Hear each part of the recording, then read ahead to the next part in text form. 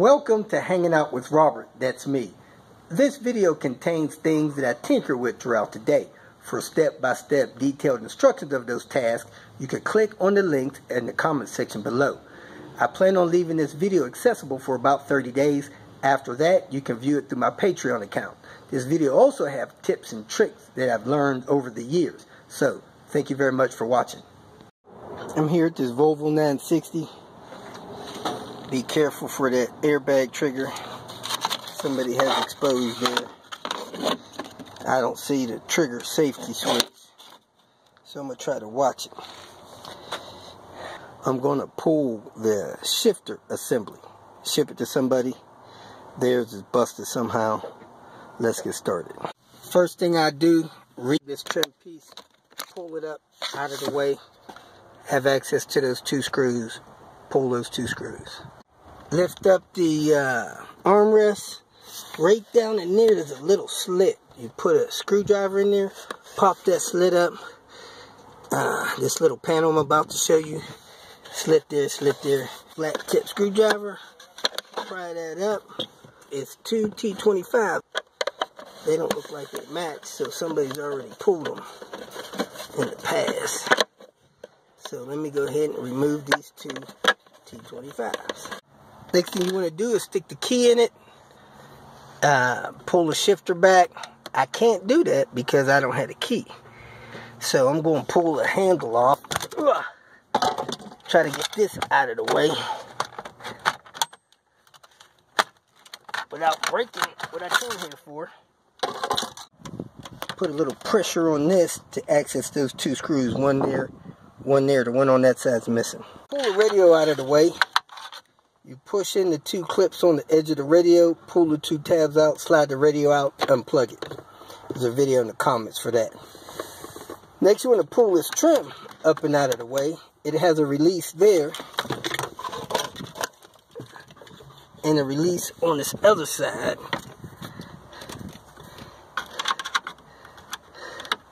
That's how I release those tabs. So, need two hands. That's unlatched. I'm going to unlatch the one on this side and pull this trim up and out of the way. So there it is, the dash trim coming up and out of the way. I'm trying to make sure I don't bust the shifter, because that's what I need. This center trim piece out of the way. You can pop those switches out to get it all the way out the way. That's how you get this moved. Now I lift the front of this up, pull it forward, which it unlatches back here. I'm going to unlatch my OBD2 cable, unplug my two heated seat switches, and I'm going to slide this up and out of the way. I have the center piece coming up. I'm going to unplug the transmission selector. Got that green tab there.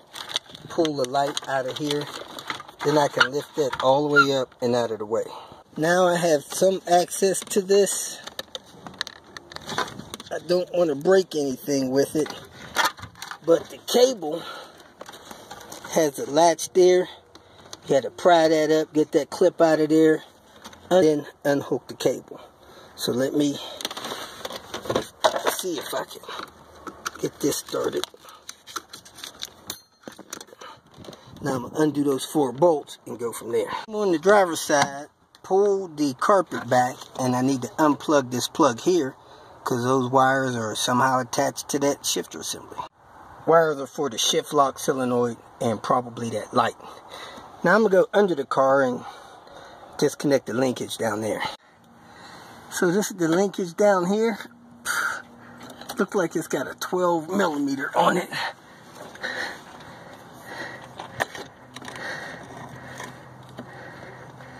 Not sure if I can get it out of this side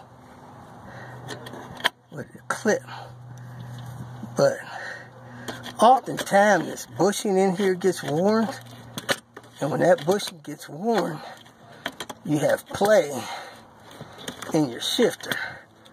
So I've changed these before.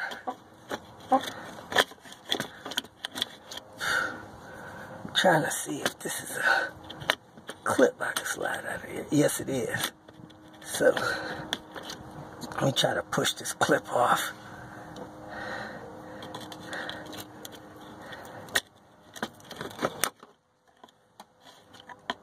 That clip came off. That slides out.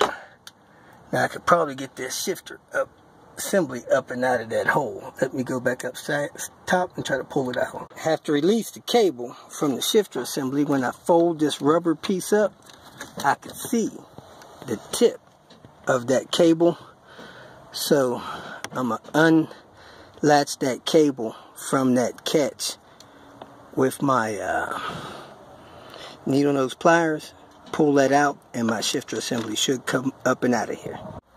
Best way to get this cable out here without breaking the catch like I just did is to put a wrench on that and turn it to give your cable slack until you have enough slack to unlatch your cable ball. So anyway, I got it up and out of there now.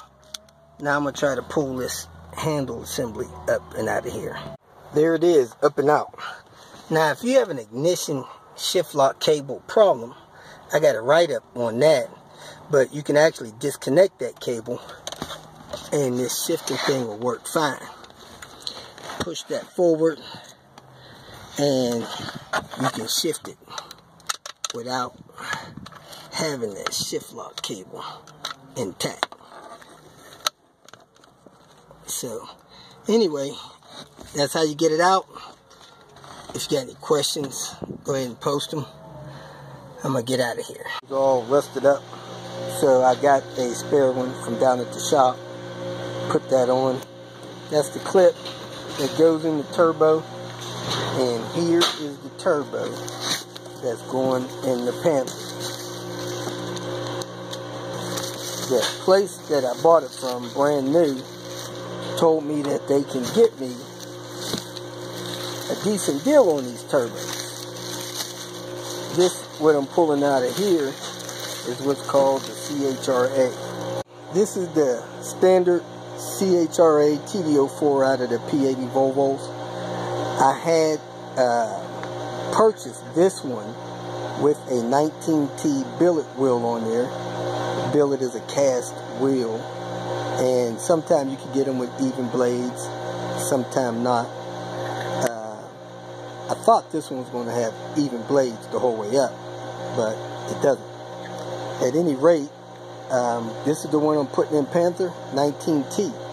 Now, a common thing people do to install a 19T, since they're kind of expensive to buy whole, is they'll take a housing, which all of these housings are basically the same cast. This one was a 13G.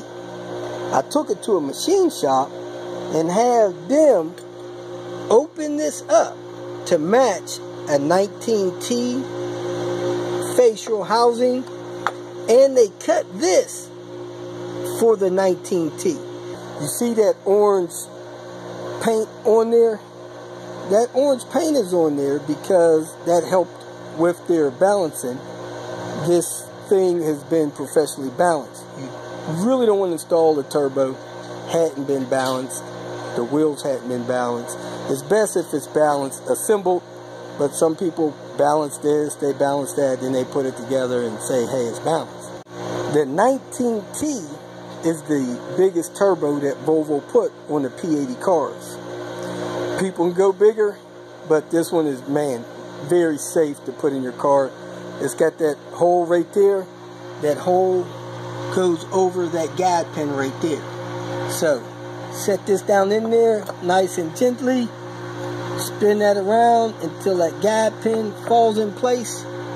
Now you're ready to install your clip ring.